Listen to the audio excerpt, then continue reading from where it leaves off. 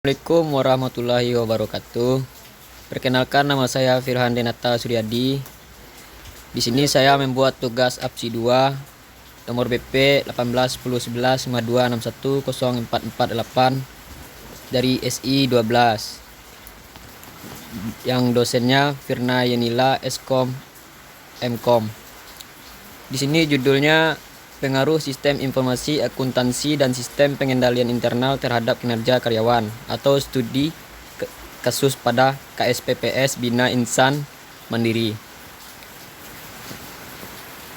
Pendahuluan.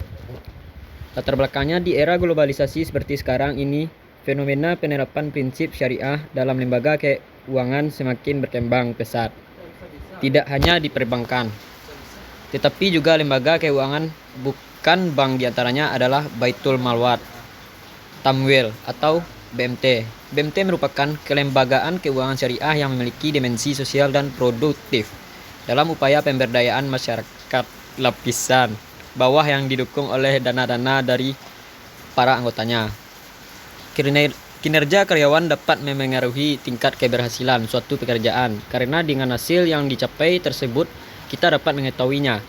Seberapa besar hasil kinerja seseorang, kinerja karyawan dapat dilihat dari hasil kerja yang dicapai individu tersebut dalam melaksanakan tugas-tugas yang dibebankan kepadanya atas dasar kecakapan, pengalaman, serta keterampilan yang digunakan oleh individu dalam menyelesaikan suatu pekerjaan.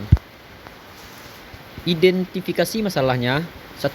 Tanpa didukung oleh tenaga kerja yang memadai, suatu perusahaan tidak dapat menjalankan aktivitasnya secara efektif dan efisien dalam rangka pencapaian tujuannya. Oleh karena itu, pimpinan perusahaan harus selalu berusaha untuk meningkatkan kualitas dan kuantitas sumber daya manusia agar perusahaan mencapai tujuan yang telah ditetapkan. 2. Kurangnya tanggung jawab. Karyawan dalam menggunakan sistem informasi akuntansi mengakibatkan informasi yang dihasilkan tidak sesuai dengan yang sebenarnya, sehingga dilaporkan keuangan yang dihasilkan tidak relevan dan reliabel. 3. Lemahnya sistem pengendalian internal di BMT mengakibatkan karyawan memiliki kesempatan untuk melakukan kecurangan yang dapat merugikan BMT. Dengan adanya pengendalian internal yang efektif, manajer dapat mengendalikan kegiatan BMT dengan baik. Batasan masalah. Berdasarkan identifikasi masalah, maka penulis membatasi masalahnya, yaitu hanya membahas mengenai pengaruh sistem informasi akuntansi dan sistem pengendalian internal terhadap kinerja karyawan. Kerangka berpikir. Berdasarkan uraian telah literatur dan keterkaitan antara sistem informasi akuntansi dan sistem pengendalian internal terhadap kinerja karyawan, serta beberapa hasil penelitian sebelumnya, maka kerangka pemikiran yang digunakan dalam penelitian ini adalah sebagai berikut. Bab 2, landasan teori. Kinerja dapat berhasil dengan maksimal, maka perlu adanya pengelolaan kinerja dengan sebaik-baiknya dari manajemen. Adapun tujuan manajemen kinerja tersebut adalah sebagai berikut. 1. Kinerja karyawan bisa dikelola secara efektif dan efisien agar kinerja karyawan selalu meningkat. 2. Terjadi proses komunikasi timbal balik antara penilaian yang dinilai sehingga dapat mengeliminasi berbagai kemungkinan konflik yang akan timbul. 3. Terjadi serangkaian proses perencanaan, pembimbingan, pendokumentasian, dan review kinerja integrasi. 4. Mendorong motivasi dan meningkatkan komitmen karyawan untuk lebih maju. 5. Menciptakan transparansi dan keadilan dalam penilaian. 6. Timbulnya input dalam perencanaan penggantian jabatan.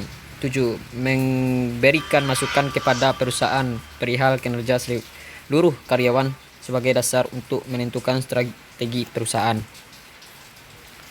Metode penelitian. Waktu dan wilayah penelitian. Waktu penelitian yaitu jangka waktu yang digunakan untuk penelitian mulai dari penyusunan perencanaan proposal penelitian sampai pada mengadakan pelaporan hasil penelitian. Waktu penelitian ini direncanakan pada bulan November sampai dengan Juli 2017.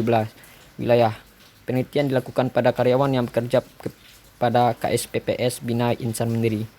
Jenis penelitian. Jenis penelitian yang digunakan dalam penelitian ini dengan menggunakan pendekatan kuantitatif yang berupa skor atas jawaban yang diberikan oleh responden terhadap pertanyaan-pertanyaan yang ada dalam kuesioner. Metode kuantitatif adalah metode yang digunakan untuk penyajian hasil penelitian dalam bentuk angka-angka atau statistik. Oke, terima kasih.